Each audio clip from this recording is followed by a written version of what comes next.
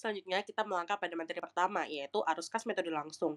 Dalam metode ini, seluruh penerimaan dan pengeluaran kas, baik dari aktivitas operasional, investasi, hingga pendanaan dicatat secara langsung tanpa memperhitungkan adanya perubahan dalam pos-pos cash flow seperti piutang, utang, dan persediaan. Artinya, arus kas bersih dari kegiatan langsung, investasi, dan pendanaan tersebut dicatat secara terpisah dalam laporan arus kas. Dengan menggunakan metode ini, perusahaan pun akan lebih mudah dalam memantau aktivitas operasionalnya. Hal ini tentu akan membantu dalam melakukan evaluasi kinerja keuangan perusahaan dan mengidentifikasi tren serta pola dalam arus kas dari operasi bisnis.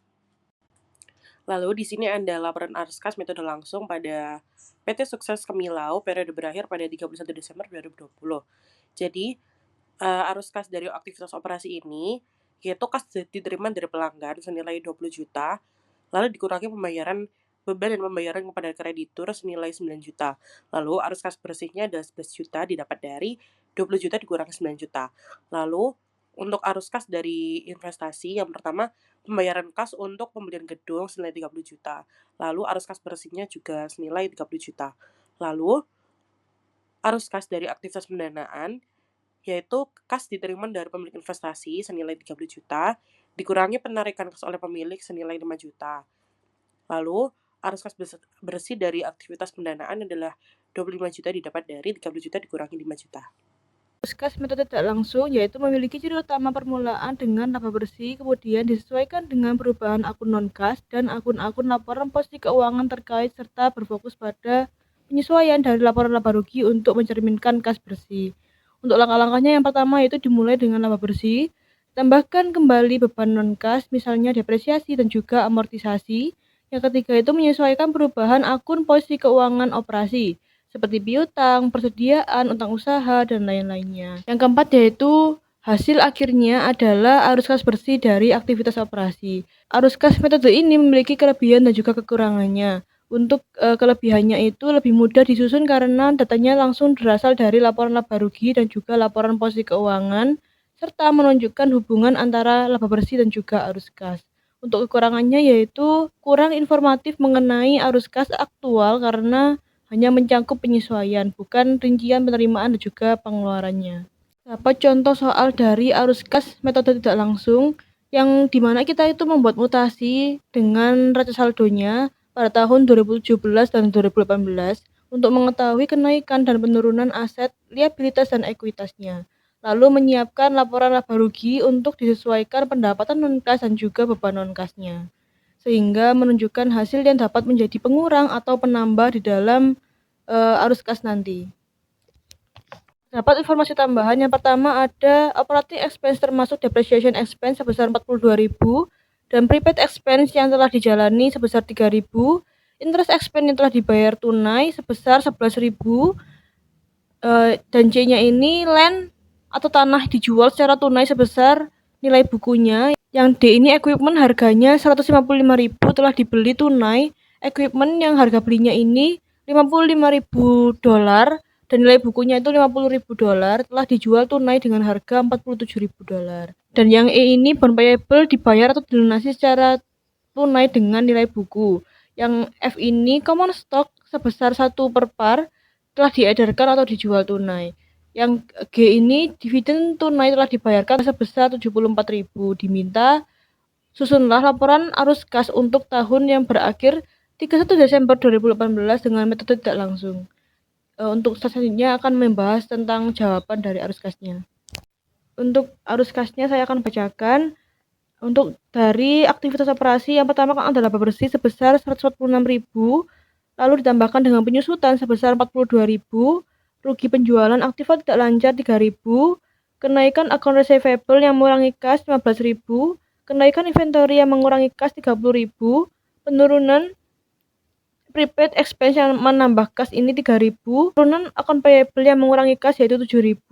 Jadi arus kas bersih dari aktivitas operasi ini sebesar 42.000 yang didapatkan dari 146 dikurangi dengan 4.000. Dari aktivitas investasi yang pertama yaitu membeli equipment, jadi mengurangi kas sebesar 155.000, menjual equipment ini menambah kas sebesar 47.000, menjual tanah sebesar 35.000, Lalu arus kas bersih dari aktivitas investasi ini sebesar minus 73.000. Untuk aktivitas dari pendanaan membayar dividen sebesar 74.000 yang mengurangi kas, dan membayar hutang obligasi mengurangi kas ini sebesar 45.000. Untuk menjual saham biasa ini menambah kas sebesar 70.000. Jadi arus kas bersih dari aktivitas pendanaan yaitu sebesar 49.000. Arus kas dari PT Areas ini mengalami kenaikan sebesar 20.000. Dengan saldo awal 37.000 akan menghasilkan saldo kas akhir sebesar 57.000. Untuk arus kasnya yang pertama yaitu arus kas dari aktivitas operasi. Di aktivitas operasi ini meliputi aset lancar dan liabilitas lancar. Penyusutan ini menambah kas karena dia dilaba rugikan mengurangi pendapatan, tetapi pada aslinya dia ini tidak mengurangi kas karena merupakan penyusutan dari aset tetap. Penjualan aktiva tidak lancar menambah kas karena dia tidak ada hubungannya dengan kas. Untuk kenaikan piutang ini mengurangi kas karena semakin banyak piutang berarti orang-orang ini banyak yang membayar menggunakan kredit bukan tunai. Untuk penurunan prepaid expense ini menambah karena dia itu merupakan beban non-kas. Dan yang terakhir ya dari aktivitas operasi ini itu penurunan hutang atau account payable. Dia menyebabkan mengurangi kas karena semakin banyak kas yang dikeluarkan untuk membayar hutang. Jadi total arus kas bersih dari aktivitas operasi ini adalah 142.000 yang didapatkan dari 146 dikurangi 4.000 dari aktivitas operasi tadi. Selanjutnya yaitu dari aktivitas investasi yang didapatkan dari kegiatan investasi perusahaan. Membeli equipment ini mengurangi karena akan mengeluarkan kas dalam peroleh aktiva tetap tadi. Untuk menjual akan sebaliknya. Total kas bersih dari aktivitas investasi sebesar 73.000 minus. Lalu arus kas dari aktivitas pendanaan ini berisi tentang hutang jangka panjang dan juga dividen. Yang pertama itu membayar dividen dan hutang obligasi yang mengurangi kas karena dalam membayar ini akan mengeluarkan kas, sedangkan penjualan saham biasa menambah kas karena memperoleh kas dari hasil penjualan tersebut. Setelah ditotal secara keseluruhan, arus kas PT Aries ini mengalami kenaikan sebesar 20.000. Untuk membuktikan benar tidaknya, kenaikan kas ini ditambahkan dengan saldo kas awal dan jumlahnya itu harus sama dengan saldo kas akhir. Baik, di sini saya akan menjelaskan mengenai perbedaan antara metode langsung dan metode langsung dalam arus kas. Jadi di sini yang pertama ada metode langsung. Nah, ciri utamanya metode langsung ini menyajikan arus kas langsung berdasarkan penerimaan dan pengeluaran kas aktual yang terjadi selama satu periode atau selama periode berjalan.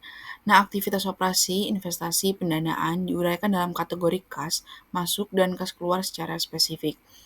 Nah, ada langkah-langkahnya, yakni yang pertama ini harus kita identifikasi penerimaan kas, misalnya ini dari pelanggan atau aktivitas ekonomi. Lalu yang kedua, identifikasi pengeluaran kas, misalnya untuk pembayaran pemasok, gaji, bunga, serta pajak.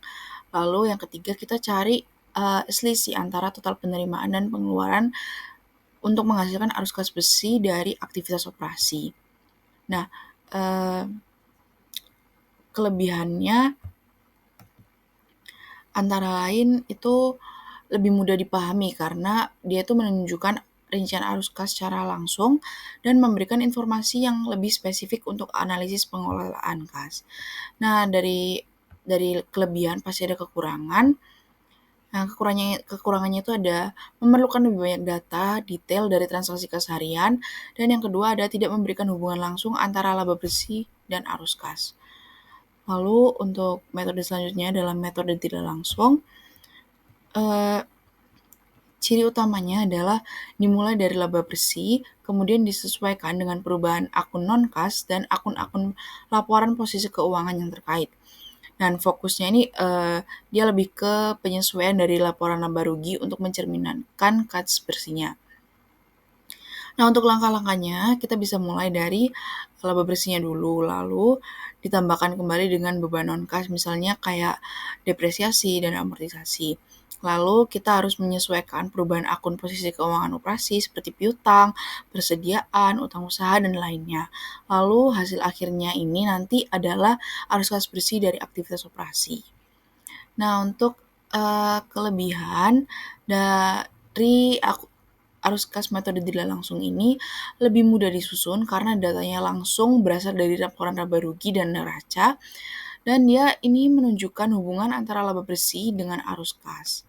Sedangkan kekurangannya ini metode tidak langsung ini kurang informatif mengenai arus kas aktual karena hanya mencakup penyesuaian, bukan rincian penerimaan dan pengeluaran.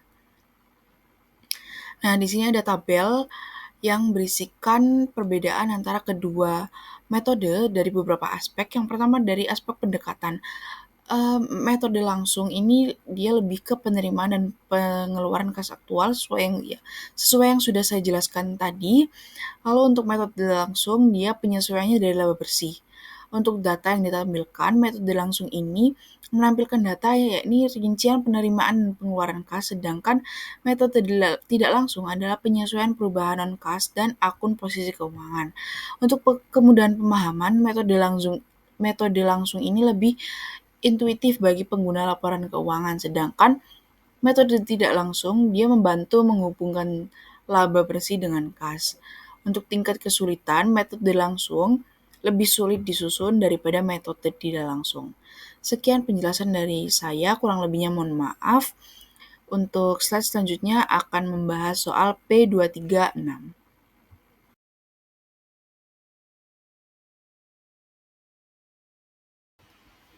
Baik ya, di sini saya akan menjawab soal P236 poin A dengan instruksi buat perbandingan metode langsung dan tidak langsung untuk pelaporan arus kas dari aktivitas operasi.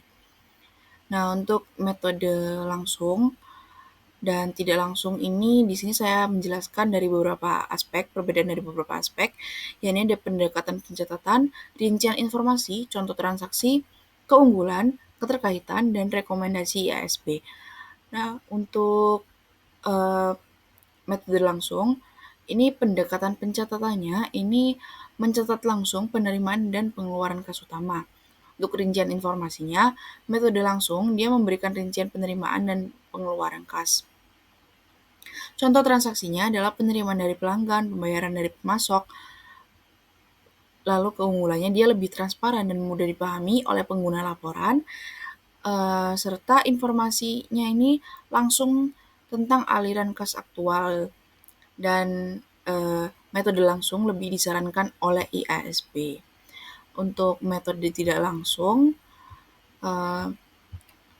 pada aspek pendekatan pencatatan ini dimulai dari laba bersih basis akrual yang disesuaikan ke basis kas. Untuk rincian informasinya tidak memberikan rincian secara langsung, namun dia ini fokus pada kepenyesuaiannya. Kalau contoh transaksinya, metode tidak langsung ini lebih ke penyesuaian penyusutan, perubahan aset atau liabilitas operasional. Keunggulannya, dia menunjukkan hubungan laba bersih